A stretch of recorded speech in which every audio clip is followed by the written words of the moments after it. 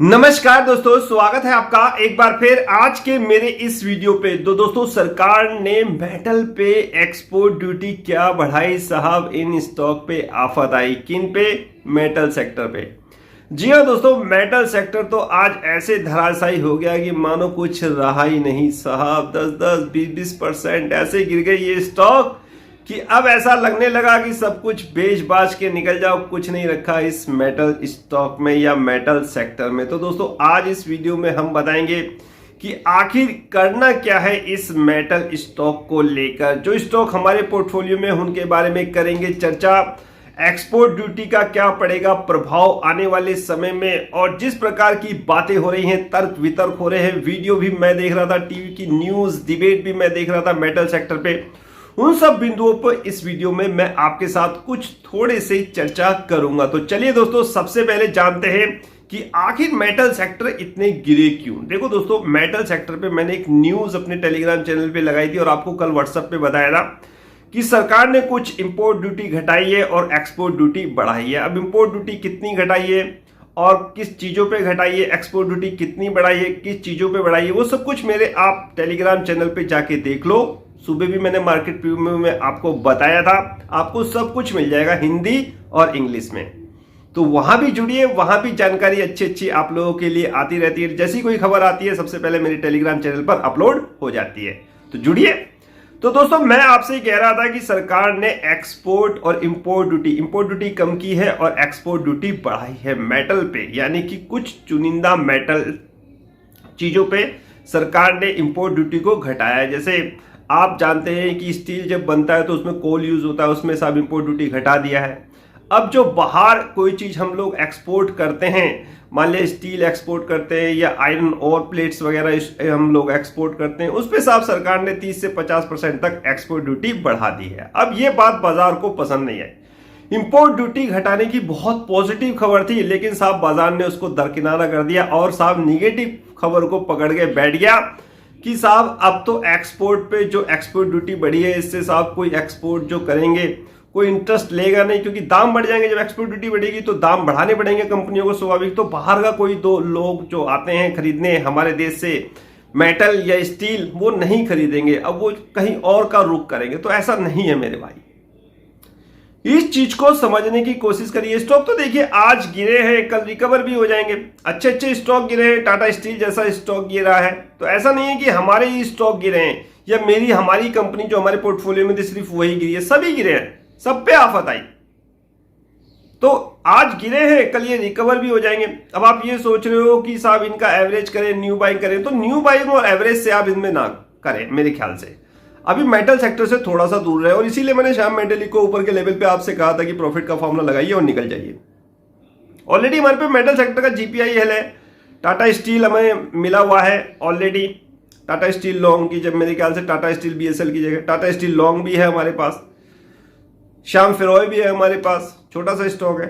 तो अगर आप एवरेज करने की या न्यू बाइंग की सोच रहे हो तो वो तो अभी मत करिए। थोड़ा सा इनका अभी और पैनिक दिखाएंगे, ये थोड़ा सा और दिक्कत परेशानी में आएंगे, शायद और नीचे आ सकते हैं, ज्यादा नहीं, थोड़ा सा और नीचे आए तो फिर वहां से थोड़ा थोड़ा स्टॉक को आप बाय करिए। तो अभी तो आप रुक जाइए, थोड़ा सब्र करिए। लेकिन ऐसा नहीं है कि ये स्टॉक खत्म हो जाएंगे, गिर जाएंगे, बिल्कुल ही आफत आ जाएगी, ऐसा कुछ नहीं है। समझिए कि सरकार ने एक्सपोर्ट ड्यूटी आखिर लगाई क्यों, पहले इस बात को समझिए। तर्क वितर्क हो रहे हैं साहब टीवी चैनल पे, यूट्यूब पे कि चाइना में लॉकडाउन लगेगा, वहां आर्थिक मंदी आ सकती है, चाइना सबसे बड़ा कंज्यूमर है स्टील का, है वाकई है मेटल का। लेकिन दोस्तों, बात यह भी है कि अगर चाइना सबसे बड़ा कंज्यूमर है स्टील का या मेटल का और वहां आर्थिक मंदी की बात हो रही है, तो ऐसा नहीं है कि और देशों में भी आर्थिक मंदी आने की संभावना हो। भाई जब डिमांड है तभी तो एक्सपोर्ट ड्यूटी लगाई गई है। समझो यार, बात को समझ ही नहीं रहे आप लोग। सरकार ने एक्सपोर्ट ड्यूटी क्यों लगाई? तर्क वितर्क क्या दिया जा रहा है कि डॉलर 20 साल के ऊपरी स्तर पर है, इससे दबाव दिखेगा मेटल सेक्टर पे, मार्जिन पे। चाइना में साहब लॉकडाउन लगने की संभावना हो रही है, दोबारा से आर्थिक मंदी की ओर बढ़ रहा है चाइना। इस तरह के तर्क वितर्क दिए जा रहे हैं। कमोडिटी के रेट गिर रहे हैं लगातार, तो इस तरह स्टील की प्राइस गिर रही है, 70,000 से 60,000 आ जाएंगी। बड़े बड़े ब्रोकरेज फर्म इस तरह की बातें कर रहे हैं, लेकिन मूल बात को कोई नहीं बताएगा। जो बात फैक्ट है ना, जिस बात पे बताना चाहिए लोगों को, समझाना चाहिए, वो कोई नहीं बताएगा। एक्सपोर्ट ड्यूटी सरकार ने क्यों लगाई? हमारे देश की जो डोमेस्टिक डिमांड है वो साहब बहुत ज्यादा है। जब डिमांड ज्यादा होगी ना, रेट ऑटोमेटिकली बढ़ने, और ऊपर से साहब हमारी कंपनियां, यहां की कंपनियां बाहर एक्सपोर्ट भी कर रही थी। अब जब वो सारा माल बाहर भेज रही थी तो यहां के दाम तो ऑटोमेटिक बढ़ने थे। यहां डिमांड थी, माल था नहीं, तो इसीलिए सरकार ने सोचा कि भैया एक्सपोर्ट ड्यूटी के अलावा कोई चारा रहा नहीं। अब देखो, अगर मान लिया बात आप कह रहे हो कि सर कोई खरीदेगा नहीं, बाहर का कोई मुल्क हमसे कोई मेटल नहीं खरीदेगा, कमेंट्स क्वेश्चन बहुत सारे मेरे पास आए थे। तो मेरे भाई एक बात सुनो, जिसको खरीदना होगा ना वो खरीदेगा। एक तरफ आप कह रहे हो कि चाइना में मंदी है, वहां प्रोडक्शन तो बंद ही होगा, जब मंदी है तो बंद होगा। बचा कौन? रशिया यूक्रेन मेटल के अच्छे सप्लायर है, वहां जाओगे लेने आप। बचा कौन? भैया इंडिया से सेफ डेस्टिनेशन कोई सी नहीं है, आप चाहे देख लो पूरे विश्व में उठा के।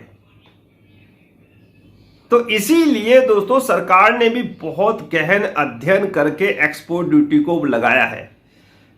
खरीदना मजबूरी बन जाएगा लोगों की, मजबूरी साहब। डिमांड है इसीलिए तो एक्सपोर्ट ड्यूटी लगाई गई है। सरकार नहीं दिख रही है क्या?